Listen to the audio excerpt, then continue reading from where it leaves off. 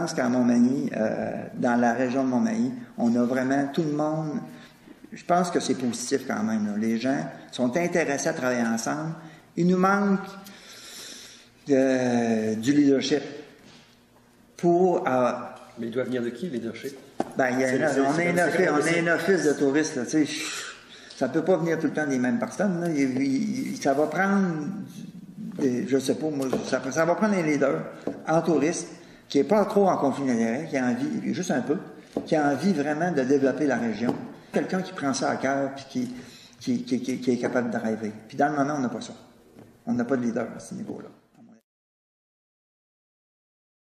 Intervenant, à mon point de vue, il y a trop de paliers de décision gouvernementale et administrative. On a besoin de vendre une offre touristique globale de toute notre région, mais on a aussi besoin d'avoir une personnalité individuelle dans chacun de nos milieux.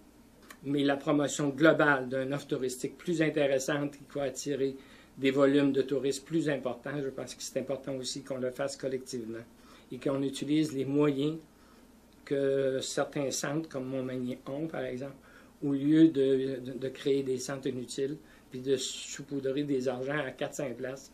Et quand je parlais des structures, c'est souvent ça.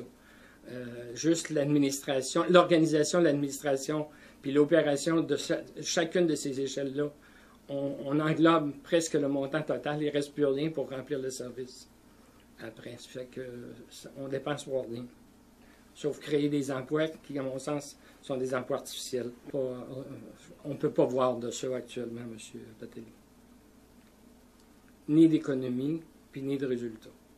On ne peut pas voir. Donc, ça. Le transfert, vous dites, c'est que le transfert de l'Office de tourisme au CLD, pour l'instant, n'a pas porté un résultat favorable pour la région? Moi, je ne le pense pas, là.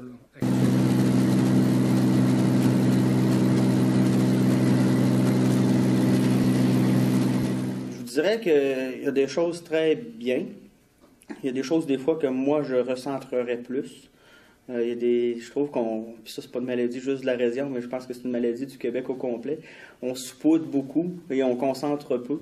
Affirmer notre identité par notre différence. Puis au niveau touristique, souvent, c'est ça qu'on vend, c'est notre différence, c'est pas notre ressemblance. Plusieurs maires disent que nous manquons de leaders pour assurer le développement régional et le développement touristique. Qu'en pensez-vous? Je ne croirais pas, non. Ici, on est un territoire qui est assez dynamique au point de vue touristique.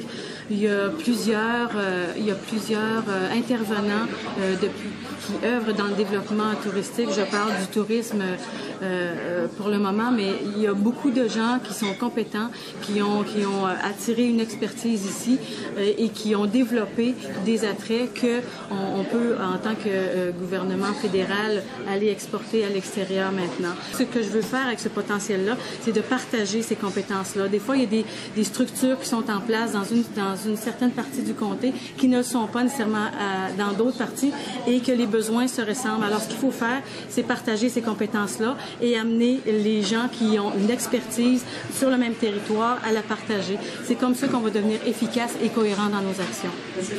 Oui. Premièrement, il faut savoir que le tourisme est devenu la plus grande industrie internationale au monde. Et c'est en compétition globale. On est en compétition avec Pondicherry en Inde, on est en compétition avec Goa en Inde, même avec Kamloops. Et entre Kamouraska et Kamloops, il y a des compétitions, et aussi avec l'Europe et partout. Alors, il faut, quand on fait un vrai essor ou une espèce d'épanouissement touristique, premièrement, de ramener des gens ici par des moyens qu'ils ont ailleurs. Comme moi, je parlais de train d'été. On n'a pas de train d'été. Notre train passe en pleine nuit des deux sens, de Halifax à Montréal. C'est pas possible que personne voit le meilleur, les plus beaux couchers de soleil au monde. J'ai fait une sortie la semaine passée avec un jeune homme qui s'appelle M. Laure, qui avait un problème administratif pour aider à diversifier l'offre sur le fleuve. On peut se concerter sans arrêt. Les gens, concrètement, quand ils vont venir ici, s'ils ont une offre touristique extraordinaire, ils vont rester. Et c'est là qu'il faut jouer. Votre question est à l'effet qu'il y a des maires qui diraient qu'il manque de leadership pour développer le tourisme. C'est bien ça que j'ai compris? Donc, il y a des maires qui disent qu'il manque de leadership pour développer le tourisme.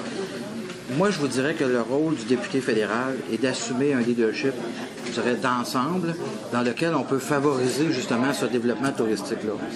Je vais vous dire, on a dans le comté 4 MRC, qui sont 4 MRC complètement différentes les unes des autres, avec des priorités qui sont différentes les unes des autres.